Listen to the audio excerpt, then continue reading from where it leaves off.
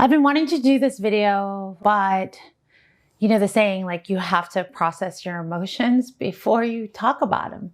And so I figured I needed to go through my own walk before I talk.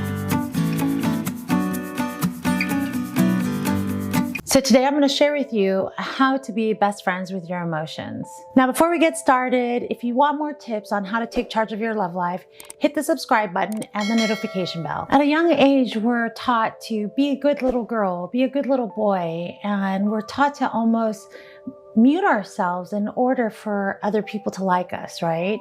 The problem is when we transition to an adult, no one teaches us how to assert ourselves and how to actually manage conflict in a way that's healthy, that comes to resolution.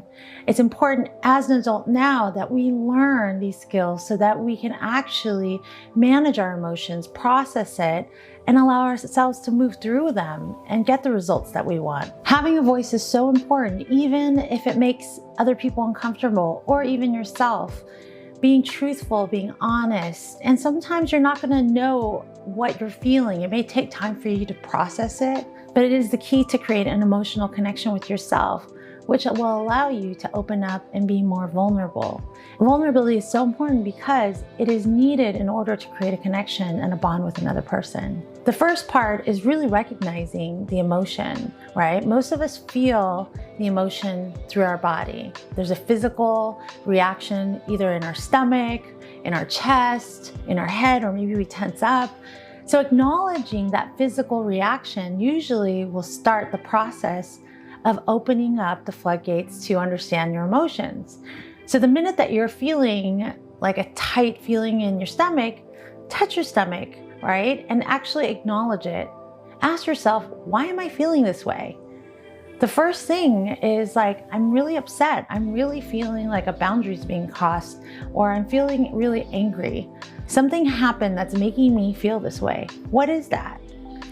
Acknowledging your emotions allows your emotion to be heard, because what we resist tend to persist. It's important for us to make our emotions be heard so they can be healed. For example, if I'm feeling a feeling of uncertainty, I will say, hey, Amie, what's going on? Why are you so tense? Why did you bite somebody's head off 5 minutes ago? Well, usually when we're feeling uncertainty, we feel like we're threatened, right? That we have no control. And so we might act out unfavorably. And this is something that we have to acknowledge in ourselves, right? If we're able to recognize our coping behaviors when we're triggered, it helps us not unsee these things and helps us have the ability to work through our emotions. So acknowledging it and saying, hey, uncertainty, I see you. You're not going to get the best of me now. It might seem small, but once you see and acknowledge the truth, you can't unsee it. And this will help you move to the next step. Number 2 is to process the emotion intentionally.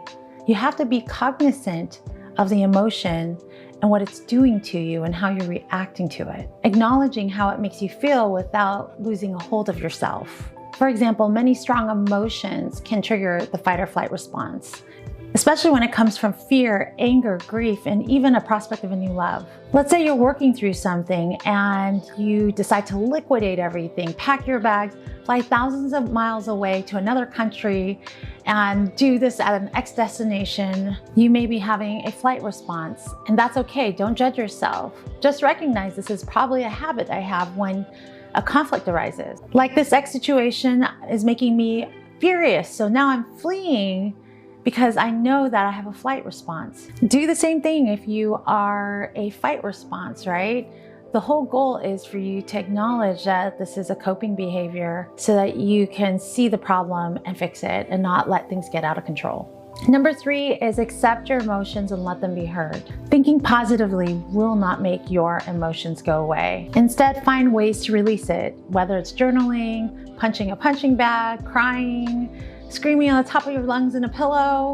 Either way, that energy must be pushed out and processed. And there's been studies that show that crying releases stress hormones in your body. This will help you release the tension so that you can relieve the anger and the frustration. Just be sure to set a timer clock on those tears, because the whole purpose of this is for recovery, right? As you release your emotions and feelings. And remember, let go of your emotions within reason. That means don't take a bat to your ex's windshield, okay?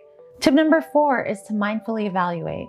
Emotions and beliefs are tied to actions. There were judgment calls made, words that were said, things that were done. And if you did something wrong or you were frustrated, you can't change the past. Instead, be compassionate with yourself. Use it as a learning lesson. I always call it failing forward, right? And tip number 5 is be your best friend. Because I have to tell you, when it comes to our inner narrative, we often fill in the blanks with such negative statements, right? Like, you're not good enough. Why did you do that? You're so stupid. And we would never speak to our best friend that way. We would never speak to someone we love that way.